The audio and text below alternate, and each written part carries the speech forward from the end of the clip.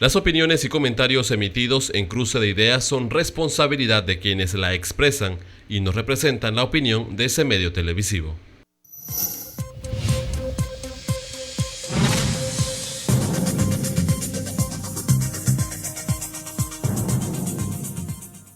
Está reciando una tormenta. Pero es solo una más de tantas que vendrán.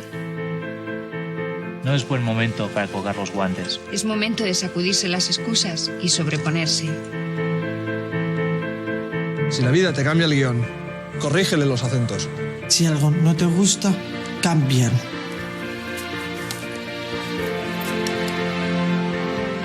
Pelea. Fracasar es no intentarlo. La vida es un reto permanente. Y eso también la hace emocionante. Ponte delante del espejo y mírate.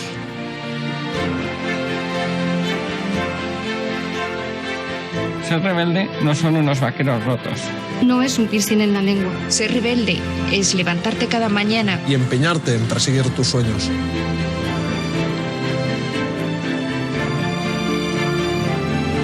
Si de verdad lo quieres. Un día saldrás a la calle Y esos sueños Y esos sueños estarán ahí fuera esperándote. No te rindas nunca. Buenas noches, amigos televidentes, sean todos bienvenidos una vez más a Cruce de Ideas. Les saluda Ramsés Betancourt. Hoy vamos a estar tocando el tema de discapacidad y para eso tenemos un panel de lujo. Se encuentra con nosotros Fausto Pérez, él es profesor en investigación. Buenas noches, bienvenido. Buenas noches, muchas gracias. También se encuentra con nosotros alguien de la casa, Fanny Wong, activista en derechos humanos. Buenas noches, Fanny. Buenas noches, Ramsés. Se encuentra también la directora nacional de la Secretaría de Discapacidad, Magali Díaz. Buenas noches, bienvenida. Buenas noches, Ramsés.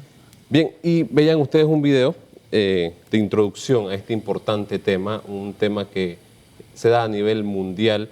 Y me llamó mucho la atención, una frase que decía, la vida es un reto permanente. Y es un reto permanente no solo para las personas con discapacidad, sino también para todos los humanos que vivimos en este mundo. Pero ustedes tienen un grado de reto más importante, Fanny. Por supuesto. ¿Cómo vive una persona con discapacidad? Tomando en cuenta de que, por lo menos acá en Panamá, hay tantas limitantes. En todos lados, mientras tengamos ese pensamiento de que tenemos que cambiar un poco, como decimos, el chip acerca de las personas con discapacidad. ¿Qué dice la gente de las personas con discapacidad en términos generales en la calle? La percepción que se tiene es que, pobrecito, no puede, hay que ayudarlo, hay que hacer las cosas por esa persona, es impedido, es inválido. Esos son los epítetos o por los nombres que a veces nos llaman, ¿no? Que viene un poco de una percepción que se tiene de que la persona con discapacidad es eternamente enferma, eternamente no puede. O sea, entonces frente a ese mundo, frente a ese preconcepto que tiene la sociedad con respecto a las personas con discapacidad, la vida no es solamente un desafío, porque los desafíos uno los supera, son cosas que uno se encuentra y uno va superando, sino que a veces se convierten como en zancadillas que le pone la sociedad porque no piensa que uno puede hacer o que uno es una persona que tiene sueños, tiene derechos, tiene obligaciones, tiene alegrías, tristezas. Ejemplo, en mi caso particular, que yo estoy en una silla de ruedas, vamos a decir, bueno, yo me eduqué, voy a la universidad, a la escuela, consigo un trabajo, pero cuando voy a una calle y quiero ir como las demás personas a tomar un transporte público, un bus, un metrobús, ¿puedo tomarlo? ¿Puedo cruzar la calle? ¿Puedo ir al mismo lugar que va la otra persona sin pensar que tengo que ver si ese lugar es accesible? Una anécdota que lo puse en mi Facebook, porque en estos días, hace 2 días, tuve que participar en un evento regional, internacional, de Naciones Unidas, era sobre el desarrollo, ¿no? Una de las ODS, uno de los objetivos de desarrollo, ¿no? Que tiene las Naciones Unidas. Y yo conociendo cómo es mi Panamá, pregunté, ¿este lugar es accesible? Porque yo me desplazo en silla de ruedas. Y sí, me contestaron al día siguiente que sí, como no era accesible. Cuando yo voy a buscar la rampa, ahí está pintado que tiene el logo de silla de ruedas. Pero primero la rampa estaba pegada hacia la pared y segundo, estaba pintando de amarillo con un escalón de este tamaño. Entonces, pero me dijeron que esa era la rampa. O sea, ese es lo que nosotros tenemos aquí en Panamá que llamamos, yo le llamo accesibilidad cosmética porque está pintada, pero realmente no cumple las funciones para las cuales se ha hecho toda la ley, la reglamentación, para que yo pueda llevar una vida independiente y yo pueda participar como las demás personas de una forma que no tengo que digamos, requerir que alguien esté detrás de mí. Es más, en los tiempos que daban para el almuerzo, que daban para conocer alrededor, no pude salir del hotel porque no tenía manera de bajar y subir y bajar sin ayuda de una rampa. Entonces esas son las clases de, digamos, para ponértelo bien gráfico, de obstáculos que no nos permiten a nosotros desarrollarnos como las personas y que en lugar de desafíos a veces se convierten realmente en barreras, en obstáculos, porque vamos a decir, considero que soy una persona que de alguna manera soy activista en derechos humanos y entonces como que yo estoy más consciente de eso y de reclamar mis derechos y de ver cómo se puede solucionar porque tengo cierto nivel de conocimiento de leyes, pero una persona que no está familiarizada con el tema no sale de su casa. Aparte de eso, no solamente eso, sino que me voy a la edad más corta, un niño que nazca con una discapacidad o que quede con una discapacidad de chiquito, o un adolescente o un adulto, para ir a la escuela. Si los niños de hoy en día aquí en Panamá tenemos problemas con el tema de una educación de calidad, una educación como debe ser, tener acceso a la educación. Ahora, entonces, que tenga una discapacidad. Eso es un doble desafío, doble reto a superar y que muchas veces nos quedamos atrás. Entonces, ¿qué pasa? Dado estas condiciones, y así no me puedo remitir porque no quiero, digamos, tomarte toda la palabra, pero para darte un pantallazo, digamos, la persona sorda, las personas que no necesitan intérprete de lengua de señas, aprender eso, que la comunidad sepa cómo comunicarse, cómo se va a enterar de lo que está pasando, etcétera. Los que tienen una discapacidad intelectual, que necesitan adecuar su currículum para su proceso de aprendizaje diferente, sí. Y así pues. Sí, claro. Me señalaba Fanny el tema de las estructuras, por ejemplo, lo que le sucedió a ella en el casco antiguo, que tal vez hacen muchas veces estos comercios las cosas por salir del paso, en un país donde hay una gran cantidad de personas con discapacidad. ¿Cuáles son las cifras que maneja actualmente el SENADIS? Definitivamente que la población con discapacidad no es nada despreciable. Se habla que el 15% de la población del mundo tiene algún tipo de discapacidad y el Consejo Económico para América Latina estima que es el 12% de latinoamericanos que tienen algún tipo de discapacidad y es importante apuntar qué es para nosotros discapacidad. Discapacidad no solamente abarca un diagnóstico médico, sino que también tienen otras concepciones que tienen que ver con el entorno, tal como Fanny lo expresaba. Una persona aumenta su grado de discapacidad de leve a severa, por ejemplo, si le ocurre exactamente lo que le pasó hace unos días a ella, que iba a un hotel de la localidad y que no pudo entrar porque había una rampa, entre comillas, y que al final pues no era ninguna rampa porque tenía tremendo obstáculo.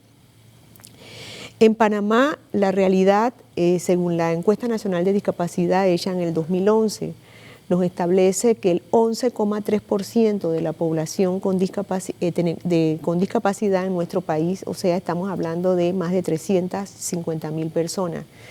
Si tiramos la estimación que tiene la CEPAL o que tiene el Banco Mundial, podemos decir que más de 400.000 panameños y panameñas tienen algún tipo de discapacidad, no solo acompañados de un diagnóstico, sino que tienen dificultades para la actividad y la participación en un entorno que no sea amigable. Esta es una realidad que sin lugar a duda no podemos soslayar, es una realidad que existe. Y para eso nosotros hemos trabajado con la Universidad de Panamá el nuevo manual de acceso. Y somos parte de comités que tienen que ver con la reestructuración de la ciudad de Panamá. Pero eso no basta. Aquí tenemos que hablar de un tema actitudinal, no solamente de la misma persona con discapacidad, su familia, sino todos los actores sociales. Porque si yo voy a construir una infraestructura, existe un manual que tiene desde la señalética, las dimensiones, muy panameñizado, que pasa el tamizaje o la revisión de la espía de las personas con discapacidad que participaron en su reestructuración, y no debe haber obra que no se haga en este país que no tome en consideración este manual. ¿Y se cumple actualmente ese manual? En un porcentaje relativo. Decimos la verdad, se cumple en un porcentaje relativo. Y estamos tratando de que la normativa sea dada, e inclusive existe en leyes, estamos bien robustos. Panamá es uno de los países que más leyes tiene. El problema es que la realización, la ejecución de esas leyes no siempre es una realidad. Y por supuesto que la Secretaría Nacional de Discapacidad lucha para que esto se lleven a cabo las normas, pero recordemos que nosotros tenemos injerencia hasta cierto momento. Luego debe ser un tema de sensibilización de la población. Sí, usted ha mencionado que hay leyes, pero estas leyes se cumplen en el país realmente en el tema de discapacidad, porque de nada sirve tener leyes si no se cumplen, si al final se vuelven leyes obsoletas que no se cumplen. Efectivamente. Yo no diría que todas son obsoletas. Nosotros no, claro, sabemos que hay leyes que funcionan. Hay leyes que funcionan, y yo diría obsoletas si fueron hechas en un tiempo muy atrás, pero claro, inclusive nosotros tenemos, de mayo del 2016 fue aprobada la Ley 15 que coadyuga o complementa la Ley 42. Entonces, sí tenemos una robustez en la ley, se está trabajando en la reglamentación de la Ley 15, pero esto lleva un proceso de sensibilización que va desde las mismas personas con discapacidad, su familia, porque valga la pena decir, yo puedo tener todas las infraestructuras accesibles, pero si la familia en un acto de protección a la persona con discapacidad no la saca, no la lleva a los lugares, por más accesible que sea, la persona no va a tener una participación activa. Y aquí estamos hablando de un principio fundamental que es la inclusión. Claro. La inclusión no significa que vamos a estar segregados, sino todos participar bajo las mismas condiciones, haciendo las adecuaciones para que la persona con discapacidad pueda participar. Fanny habló de un tema muy, muy, muy importante para nosotros, por ejemplo, el tema de la comunidad sorda. Este programa se hace viable si tenemos un intérprete en lengua de señas. La gestión de riesgo se hace viable si tenemos un intérprete en lengua de señas, porque el sordo tiene que saber que estamos en una situación de peligro. Entonces, por ejemplo, la CENADIS, ustedes ven que ahora en todos los temas que tienen que ver con gestión de riesgo, primero hay un plan para el tema de discapacidad y riesgo, y también hemos logrado que siempre esté un intérprete en lengua de señas, porque la persona sorda también tiene que estar consciente de que hay un peligro que inclusive puede significar su vida. Sí, de hecho hoy tenemos también nuestra intérprete acá en el programa. Es primera vez que tenemos una, y agradecemos al Senadi porque se nos haya facilitado nuestra intérprete. Profesor Fausto, la posición de usted como sociólogo también y profesor de investigación o investigador en este tema de la discapacidad, sabemos que usted también tiene una discapacidad que no ha sido para usted ningún obstáculo, porque sabemos que día a día se sigue movilizando y perfeccionando en su andar. Bueno, estimado, le cuento que yo tengo un sesgo en este tema de opinión porque soy una persona privilegiada. Soy una persona ciega que me he realizado en todos los sentidos, de manera que me considero una persona feliz.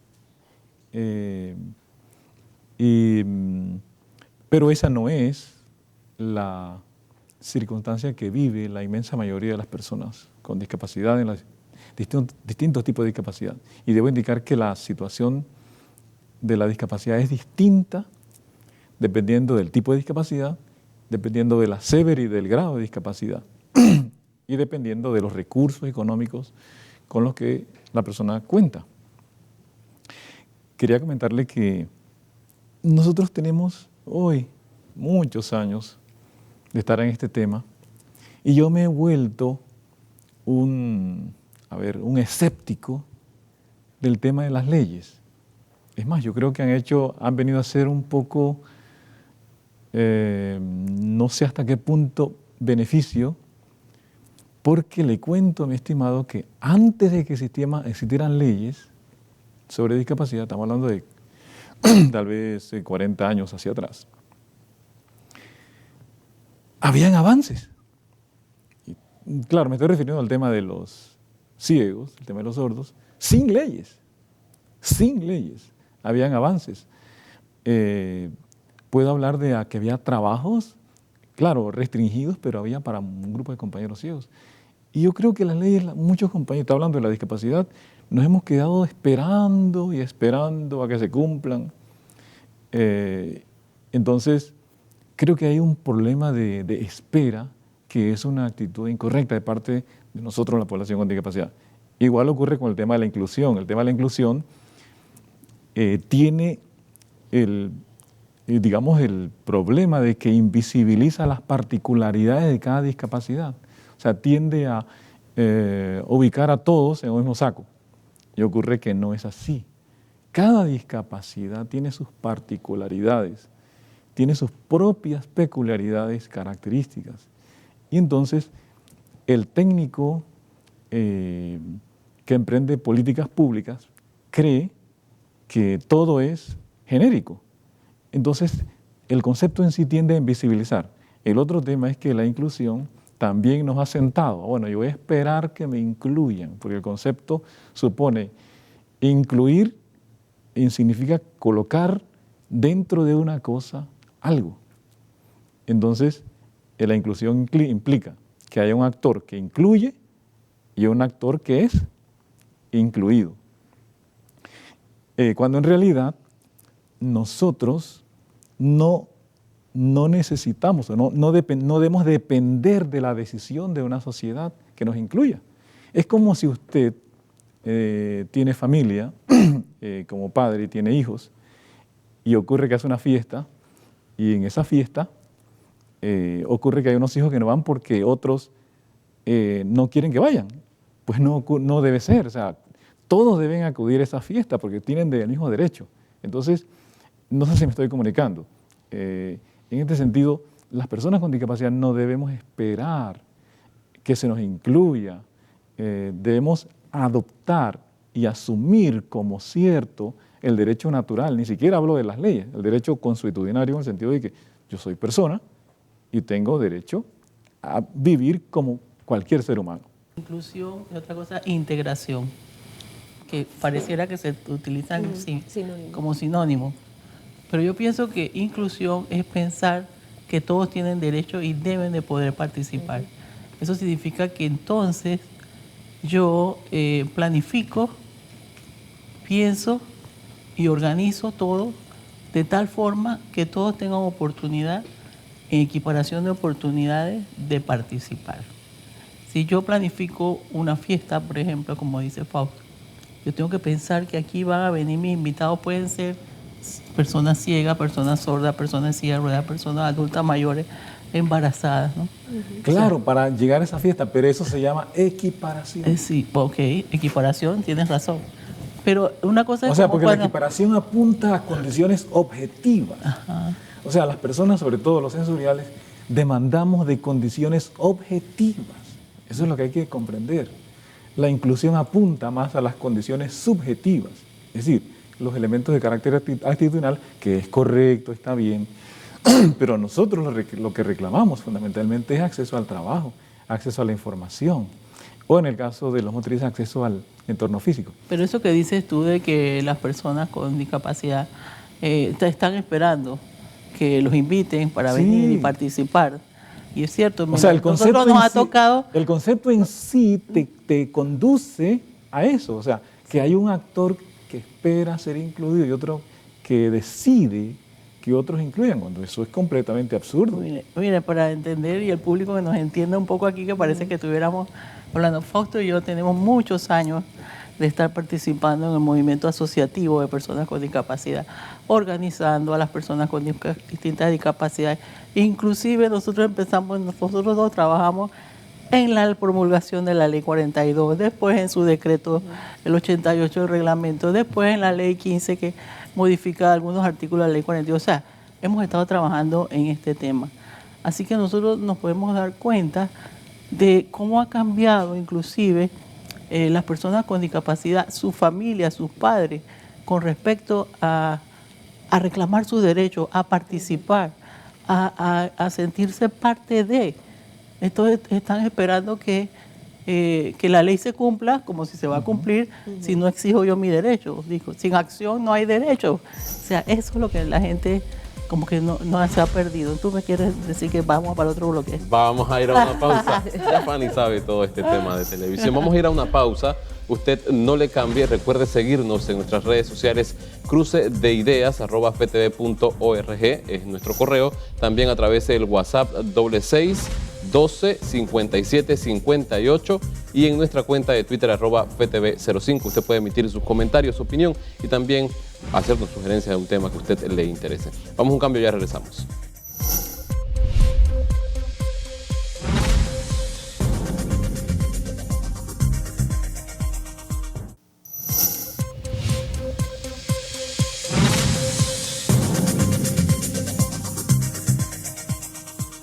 Gracias por estar con nosotros y gracias también a todos aquellos que reportan sintonía a través del WhatsApp. Vamos a ver un video de cómo se debe dar ese trato a las personas con discapacidad. Adelante, producción. Bien, ya vieron ustedes un video bastante educativo, interesante, de cómo se debe tratar a una persona con diferentes tipos de discapacidad, y ahora lo clavamos en la pausa, diferentes tipos de discapacidad. Sí. Me gusta lo que presenta Fausto y hace alusión a que las diferentes tipos de discapacidad no deben ser medidas bajo la misma perspectiva. Cuando hicimos la encuesta nacional de discapacidad, la discapacidad que salió con la prevalencia más baja fue la discapacidad mental. Obviamente sabemos que hay un enorme subregistro porque es una discapacidad que está estigmatizada. Es más fácil admitir ante la sociedad que tengo un hermano con discapacidad auditiva que decir que tengo un familiar con una enfermedad mental, sea cual sea.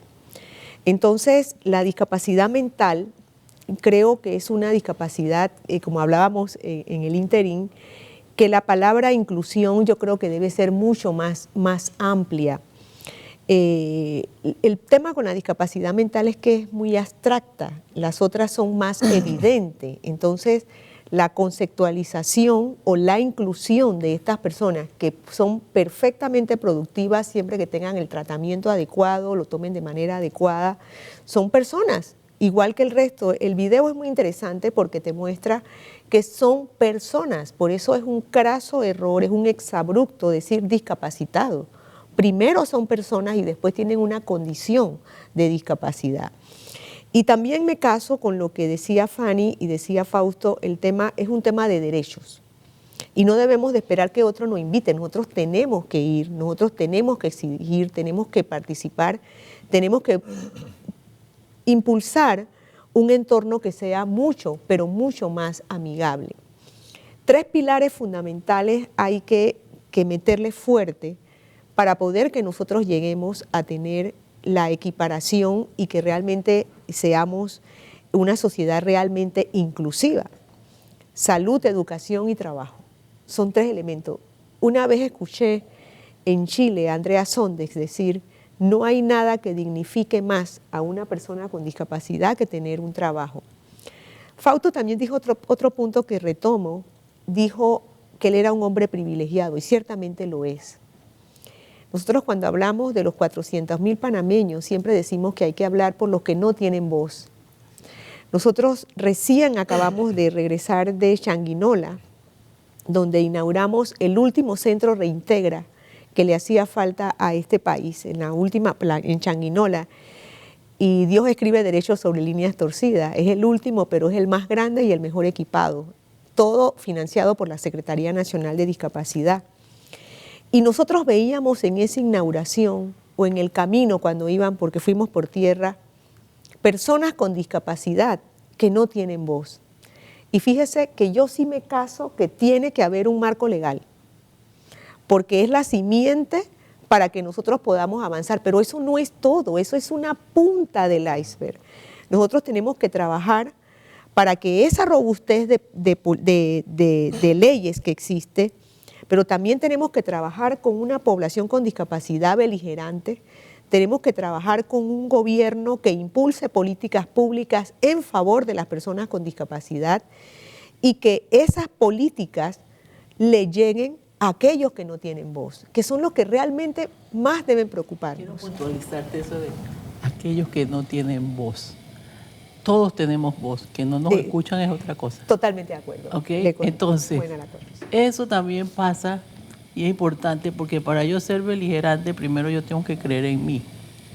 Pero si yo estoy en un ambiente donde la sociedad, donde todo lo que me rodea dice tú no puedes, yo termino creyéndomelo. Primero porque no tengo acceso, yo estoy metida en un mundo donde yo cómo me voy a enterar que yo sí puedo. ¿Cómo yo me voy a enterar que hay otro mundo es posible? ¿Ves? Como decía Fausto, nosotros somos privilegiados los dos. Sí. Es cierto, porque hemos tenido una familia, en mi caso, bueno, tengo una familia que me ha apoyado, que ha creído en mí, que yo estoy pequeña, me ha mandado a la misma escuela, me ha dado las mismas oportunidades que mi otro hermano y yo me siento igual que los demás, desde mi condición. Y que ha ido avanzando, si se ha ido agravando o no, pero yo sigo teniendo esa oportunidad y yo sigo creyendo en mí porque también los demás que están alrededor mío me creen, me quieren, me apoyan y entonces yo me siento digna, me siento con derecho, me siento querida, me siento feliz, como dice Fausto, que eso es lo que nosotros estamos peleando por todo el mundo. Ahora, ¿cuántos tienen esa oportunidad? ¿Ah? ¿Y cómo se van a enterar si no pueden tener acceso a la educación, a la salud? No tienen silla de ruedas, se quedan en su casa. No tienen bastón, no tienen medicinas, no tienen lo básico, no pueden llegar al Reintegra. Ustedes pueden construir el Reintegra, pero ¿cuántos llegan ahí? Que realmente lo necesitan. ¿Cierto? No sé. Sí. Quería comentarle que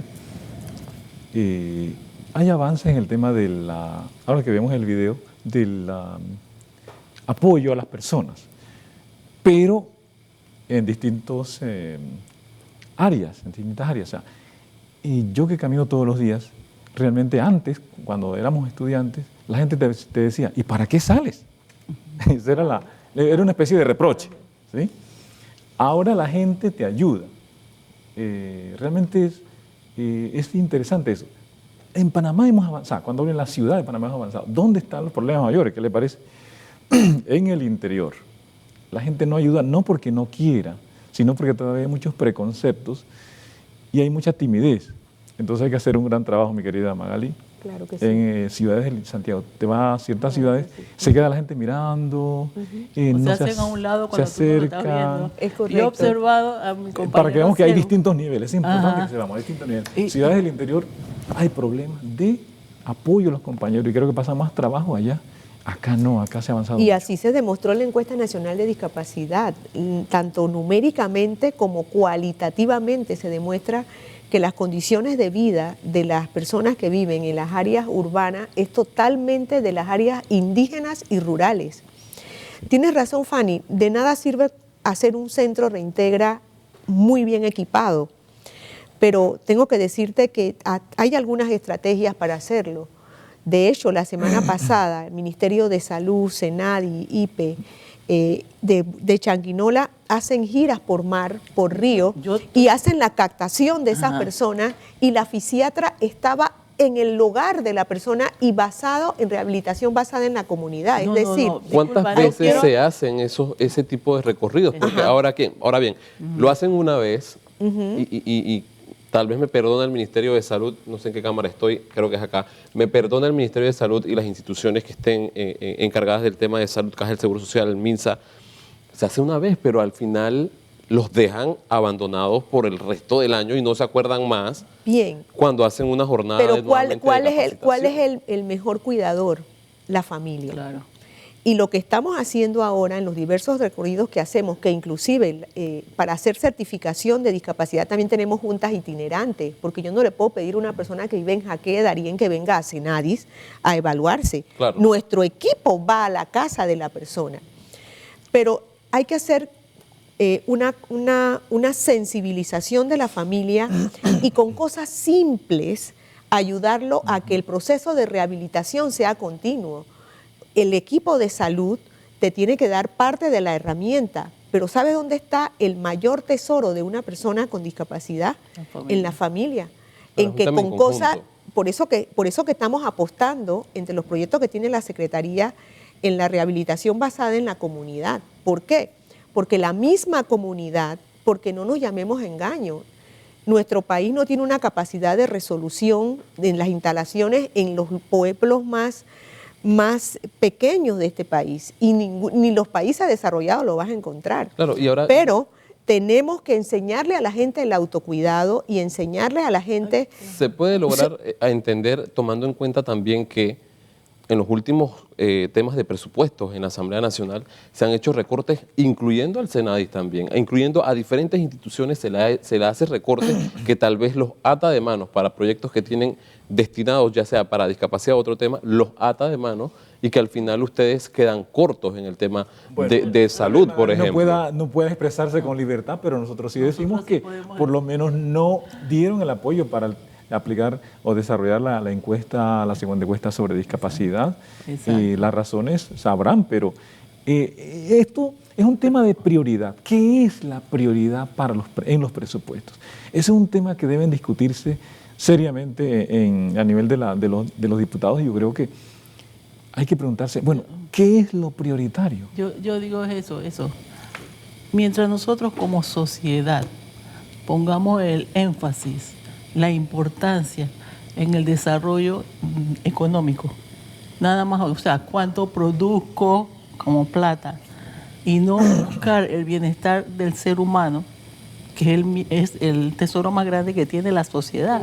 Y hay voluntad, no es asunto de hacemos, voluntad. Rancés, nosotros decimos, hace 2 años fuimos de parte de la Unión de Ciegos a hablar con el MES porque había unos puestos que los ciegos podían trabajar, que era sirviendo como cobradores por teléfono. O sea, es un trabajo que pueden hacer. ¿Qué pasa? Que la ley establece que se le da prioridad en aquellos trabajos donde las personas pueden hacer, porque nosotros no podemos hacer muchos trabajos. Bueno, se le dé prioridad.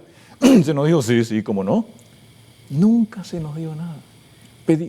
Nunca se nos dio nada. Se nos dijo que sí, que estaba el call center y todo.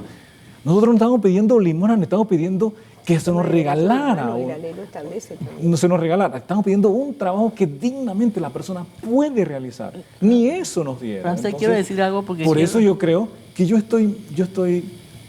yo no creo ya en las leyes.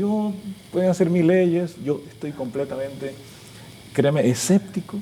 Yo creo que ya eso depende de nosotros, la población con discapacidad, de levantar eso. Yo creo que las leyes ayudan porque tienes un marco jurídico por el cual defenderte y hacer alusión en algo, que no nos hagan caso y no se cumpla por muchas otras cosas, porque no hay voluntad política, porque realmente de qué sirven las leyes si no hay quien las haga cumplir. Ese es el problema más grande, no hay una fiscalización. Y nosotros nos hemos puesto también como inspectores ad honorem para poner las multas. Ni eso, para que la gente cumpla las leyes y no se estacione, por ejemplo, en los lugares o cumplan eso. Bueno, ahora tienen un app y ahí uno lo puede subir, claro. Y eso puede, de alguna manera, nos oyeron y hasta que al fin se puede hacer. Pero quiero decir lo de Reintegra. Yo no estoy en contra de los Reintegra, me parece excelente, y además porque Reintegra no es posible que el centro de rehabilitación más grande solamente esté en Panamá, en capital, y la gente tenga que venir hasta acá. Sí. Y inclusive los que están en la capital les cuesta muchísimo llegar a ese lugar, porque no hay un transporte para llegar allí. La gente lo deja en la parada de Tupamuerto y después tiene que coger un busito para llegar allá. Eso mamá se cansa de estar cargando a los bebés o a los niños cuando van creciendo ya no van más. Cuando están chicos sí, pero después no. Y que sí realmente necesitamos que haya eso. Y sobre todo que haya esa transferencia de conocimiento a la familia. El primer rehabilitador es la familia. Y lo digo por experiencia propia. Digo, yo estoy como llego porque mi mamá era la que me hacía la terapia. Y era la que para arriba y para abajo en todo. Si ellas no tienen interés, porque yo dependo de ellos, porque cuando soy chico dependemos de los papás, ¿quién lo va a hacer? Ahora el Estado tiene la obligación de velar por el bienestar de todos sus ciudadanos. Correcto. Y no es posible que si, por ejemplo, se necesita una ayuda técnica o una educación, un apoyo educativo, no se pueda hacer. En otros países hay, si el niño tiene que estar mucho tiempo en el hospital, hay maestros itinerantes que le dan clases por módulo y los niños no aprenden clases. No es posible que los papás tengan que estar yendo a mendigando para que le den un coche para si tiene parálisis cerebral, que no hay, o sillas de ruedas o bastones. ¿Por qué? El Estado lo debe hacer y la ley lo dice. La ley 42 dice también que tiene que conseguir un ayudante, un cuidador para esas familias que no pueden dejarlo a los niños solo por la severidad de su discapacidad. Ahí está la ley. ¿Pero quién la cumple? No hay presupuesto. ¿Por dónde está el énfasis? ¿Cuál es el énfasis? ¿Para qué nos cobran impuestos a todo el mundo? ¿No es para una redistribución para todo el mundo? Claro. ¿Por qué unos sí, por qué otros no? Y la discapacidad engendra pobreza, porque me cuesta el doble, y la pobreza engendra discapacidad.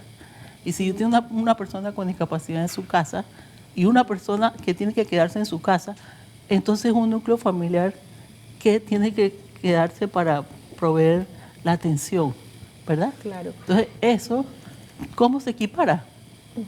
¿Dónde está? La ley lo provee, pero ¿quién lo cumple? Claro. Ese es el interrogante que tenemos aquí. Bien, yo quisiera dar respuesta a alguna de las... Sí, me las da después de la pausa. Usted no le cambia, amigo televidente. Vamos a seguir con este tema interesante aquí en Cruce de Ideas. Recuerden nuestras redes sociales, crucedeideas@ftv.org, y también en Twitter puede seguirnos en @ftv05, nuestra cuenta en Twitter. Ahí puede también hacer comentarios sobre este tema.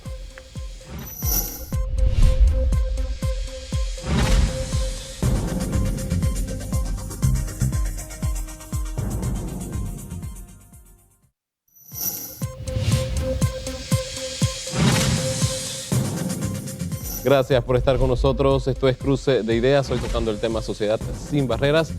Licenciada, usted tiene pendiente unas respuestas al panel. Cómo no. Primero, sobre la encuesta nacional de discapacidad, tenemos que decir que a pesar de que no hemos conseguido el dinero para hacer el trabajo de campo, propiamente dicho, sí hemos dado grandes avances en toda la fase de elaboración del protocolo, prueba del instrumento, con el apoyo de la Contraloría General de la República y de la Organización Mundial de la Salud. Un paréntesis, Magali, yo sería partidario de que Panamá se atreva a hacer un censo total de discapacidad. Para hacer un censo de discapacidad, primero el costo sería elevadísimo, Fausto, y permito decirte que con una muestra estadísticamente significante yo podría de repente tener un estudio que me dé un porcentaje de confiabilidad mucho más alto. Y te digo por qué no un censo.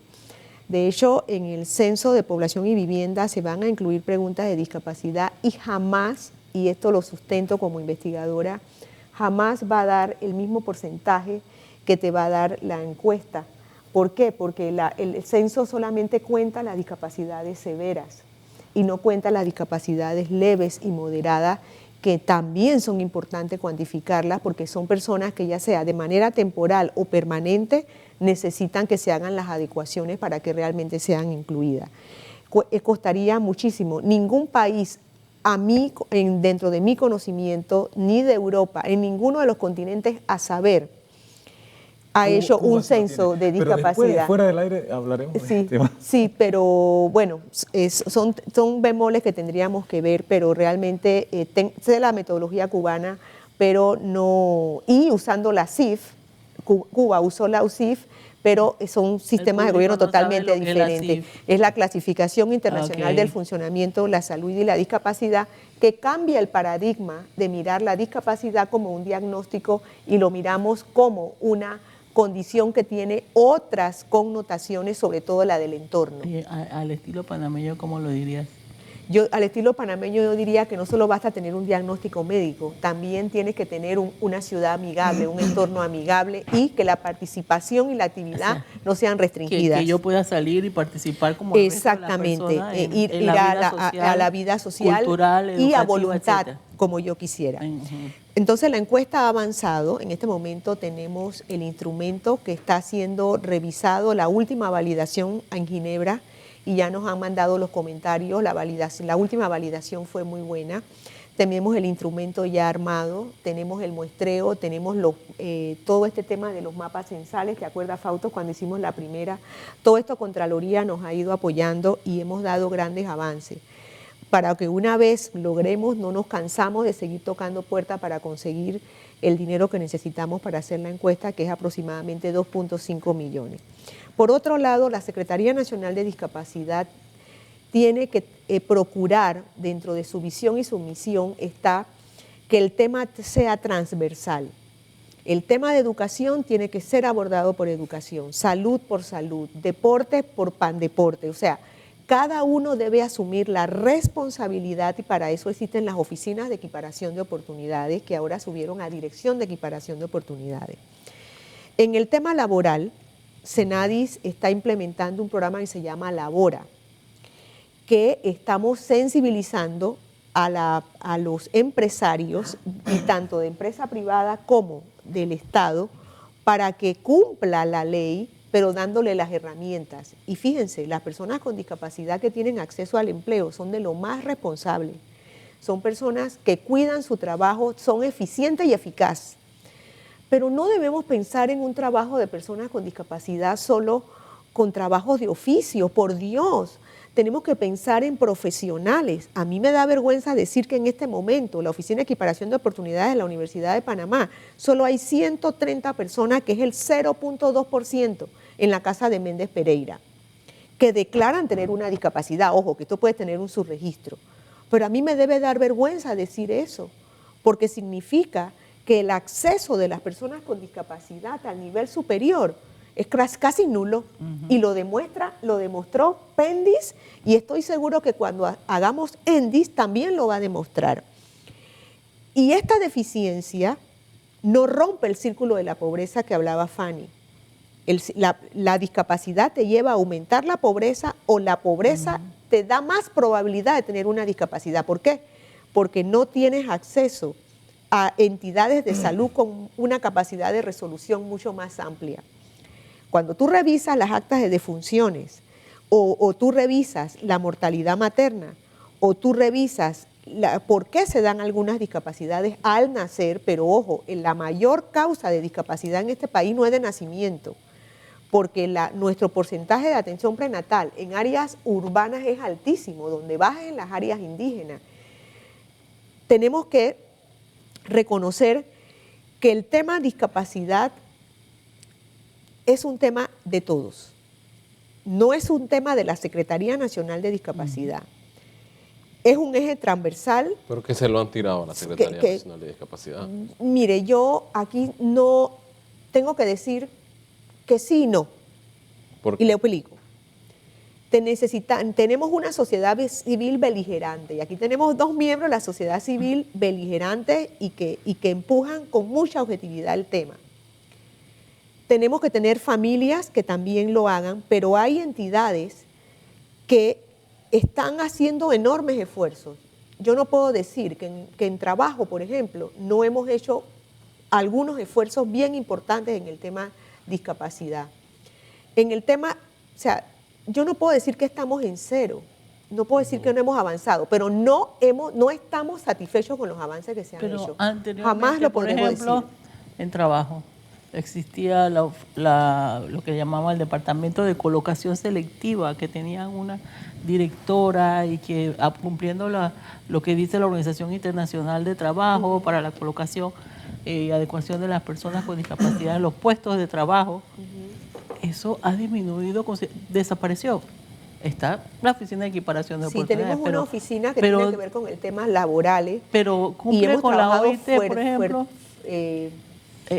Digo, haciendo una evaluación, pues. Sí. Y eso es una parte fuerte, como decíamos, educación, salud y trabajo. Y realmente la gente busca trabajo, pero necesitamos capacitar a las que tengan con las discapacidad. competencias. Pero no la tienen, volvemos al mismo primero? círculo, exacto. El huevo o la gallina. Exactamente. O sea, ¿cómo yo Sí. puedo acceder a una educación de calidad para que yo poder ir a la educación superior, para yo poder acceder a un buen trabajo y no simplemente, ser un trabajador manual? No. Y De hay eso que no subir el nivel. Bueno. Pero el mercado laboral cada vez es más exigente. Por tanto, tenemos que reforzar la parte educativa para poder que más chicos entren y aprueben las pruebas, vuelva a la redundancia, que pone la universidad, las pruebas de admisión.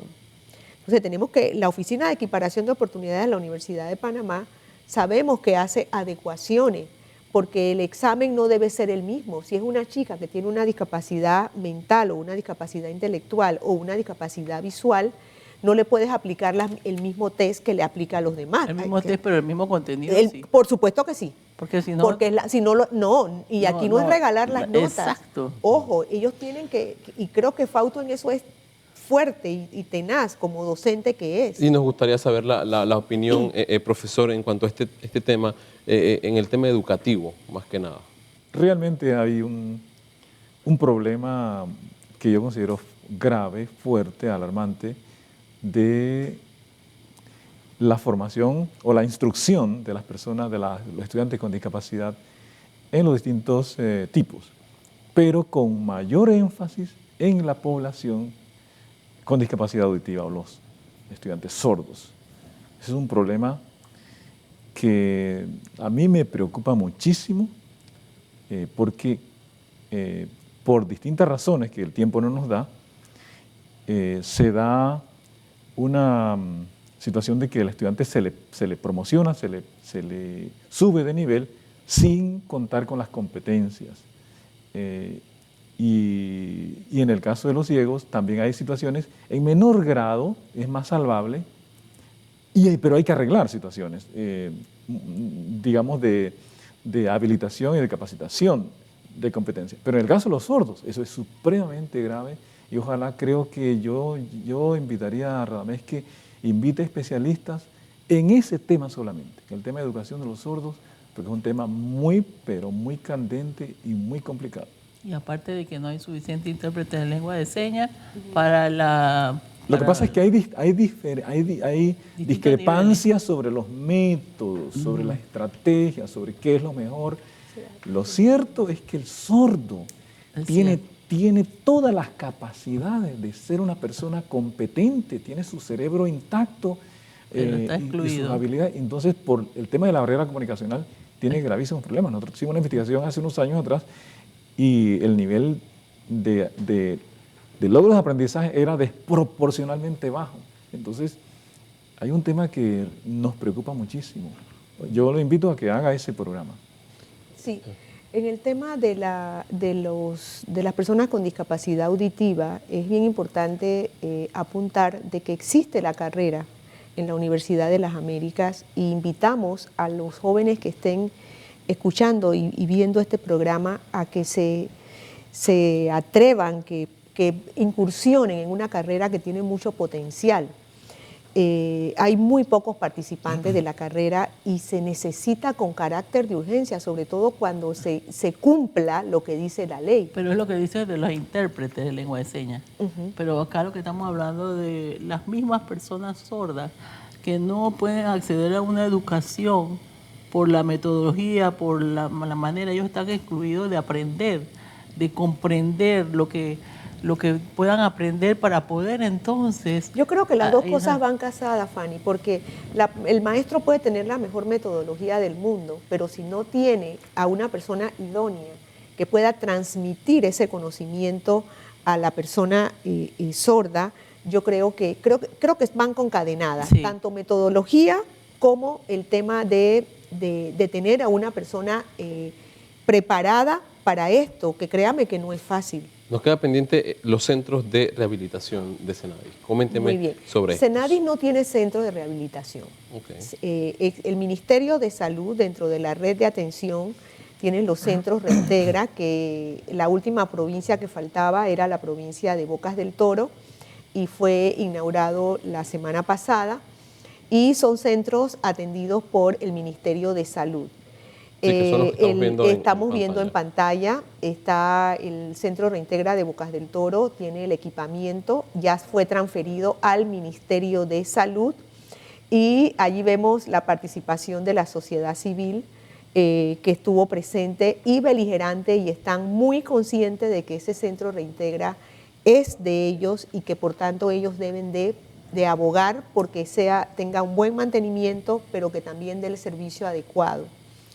Realmente yo creo que estamos llegando al final del programa, y yo quiero primero decir que se ha avanzado, no los avances que quisiéramos, no estamos conformes con los avances que se ha tenido, pero creo que se ha avanzado en el tema educación, en el tema salud, en el tema trabajo, en el tema deporte. Creo que también, y esto no es de esta administración de la Senadis que tenemos ahora, esto viene de arrastre, es en honra, y el mérito no es para lo que estamos ahora. Un grupo de técnicos, la sociedad civil empoderada, trabajó para la creación de la misma, y yo creo que hemos ido haciendo camino al andar, de pasar de un modelo de pobrecito, peyorativo, con epítetos. Creo que poco a poco hemos ido cambiando la mentalidad, insisto, no a los niveles admisibles, o sea, todavía es inadmisible las deficiencias que hay, las desigualdades que hay, la poca inclusión, pero sí hemos hecho algún avance. Solo cuando tú te comparas, y las comparaciones son odiosas, con otros países de la región, te das cuenta que cuando vamos a las convenciones, cosas que nosotros ya tenemos y hemos avanzado, por ejemplo, nuestro manual de acceso, nos los piden cada vez que vamos a algunos países que se supone que están en avanzada, o cuando hablamos de programas como Labora, o cuando hablamos de la red de servicio, que no es la mejor del mundo, pero que está dando algún grado de respuesta a la población. Sí, Fanny, sus conclusiones en unos 40 segundos. Con respecto a este tema, esto es un tema inacabable. Yo vuelvo y digo, necesitamos un cambio de mentalidad profunda con respecto a las personas que tienen alguna discapacidad o una manera diferente de desarrollarse en su vida, o sea, que está limitado por una discapacidad. El problema, digamos, no está en la persona con discapacidad, sino en el entorno. Yo no tengo problema con mi discapacidad, yo soy feliz como estoy, pero sí tengo dificultad para realizarme a ciertos niveles cuando yo salgo a la calle y no se me toma en cuenta mi discapacidad. Ahí me limitan mi capacidad. Entonces, esa es la parte que tenemos que tomar en cuenta y que no, digamos que tenemos que ver, no me vean a mí, vean que usted puede quedar así, porque nadie está vacunado ni exento contra una discapacidad. Yo nací bien, digamos, me dio polio cuando tenía 5 años y yo he desarrollado toda mi vida así. Otros tienen un accidente y entonces como quisiera que la vida fuera. Sí. Ya se acabó la vida porque tiene una discapacidad. No es así, señores, no es así. Y todos tenemos derecho a ser felices, como hablamos aquí antes. Fausto, sus conclusiones. Pues yo sí creo que las personas con discapacidad tienen un papel fundamental en su desarrollo. No esperen las leyes, no esperen las políticas públicas. Tienen la tarea de descubrir sus potencialidades, descubrir sus capacidades y darle lugar a ese desarrollo. Y tienen la tarea de fungir como docente, como maestro ante su familia, ante la comunidad. Primero hay que descubrirse y después demostrar. Bien, amigos televidentes, hemos llegado a la parte final de Cruce de Ideas. Agradecemos a nuestros panelistas del día de hoy, a Fausto Pérez, profesor investigador, también a Fanny Bond de la casa y también a la licenciada Magali Díaz, directora nacional del Senadis. Gracias a todos por preferirnos. Esto es Cruce de Ideas. Tengan todos una excelente noche.